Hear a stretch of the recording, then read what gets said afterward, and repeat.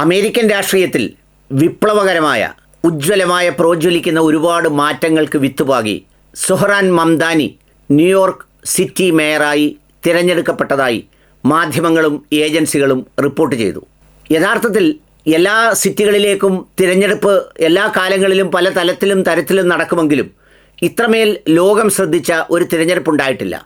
അതെന്തുകൊണ്ടാണെന്ന് വെച്ചാൽ സുഹ്റാൻ മംദാനി എന്ന മനുഷ്യനെ അദ്ദേഹത്തിൻ്റെ പേരുകൊണ്ടും ജാതി കൊണ്ടും നാടുകൊണ്ടും അതോടൊപ്പം തന്നെ മറ്റെല്ലാ തരത്തിലും ഒരു അമേരിക്കൻ പ്രസിഡൻ്റ് അടക്കമുള്ളവർ വിവിധ മാധ്യമങ്ങൾ അടക്കമുള്ളവർ കടന്നാക്രമിച്ചപ്പോഴാണ് ന്യൂയോർക്ക് സിറ്റിയിലെ ജനങ്ങൾ ഒറ്റക്കെട്ടായി അദ്ദേഹത്തോടൊപ്പം നിന്ന് ഈ മത്സരം തുടങ്ങിയതിൻ്റെ ആദ്യ നാളുകൾ മുതൽ മികച്ച റെക്കോർഡ് നിലനിർത്തിക്കൊണ്ട് ഒടുവിൽ സുഹ്റാൻ മംദാനി തന്നെ ന്യൂയോർക്ക് സിറ്റി മേയറായി തിരഞ്ഞെടുക്കപ്പെടുന്നത്.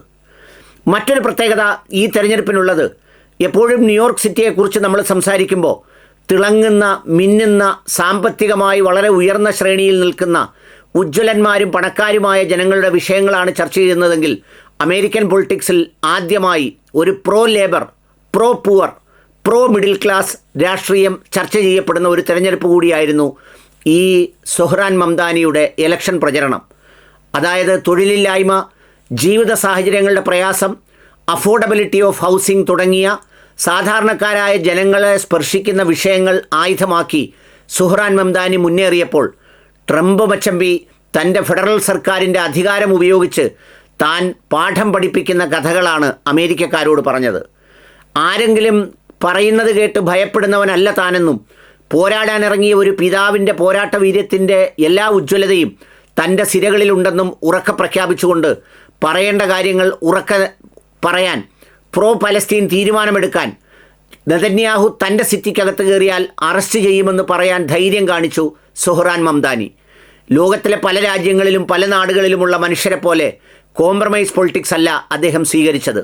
നിലപാടുകൾ ഉറക്കെ പറഞ്ഞ് അതിൻ്റെ ശരിതെറ്റുകൾ തൻ്റെ വോട്ടർമാരെ പരിചയപ്പെടുത്തിക്കൊണ്ടാണ് ആ ക്യാമ്പയിനിൽ അദ്ദേഹം മുന്നേറിയത്.